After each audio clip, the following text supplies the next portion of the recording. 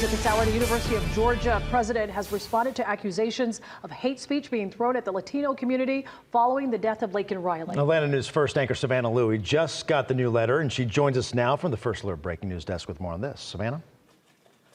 Yeah, Sean Blair, several Latino groups, including Galeo, sent that letter to UGA about concerns of hate speech. And now UGA is responding with a letter of their own. They say that UGA is taking those concerns seriously. UGA investigated a hateful post on Yik Yak, that's an app, but due to the app's privacy policies, could not get a name. Now, in that letter, the university goes on to say, quote, "The University of Georgia is and will forever be incredibly grateful for the Hispanic members of our community and thankful for the invaluable contributions they make to our world-class learning environment. We care deeply about their well-being and will do all in our power to ensure that they can learn, live, and work on our campus safely and securely.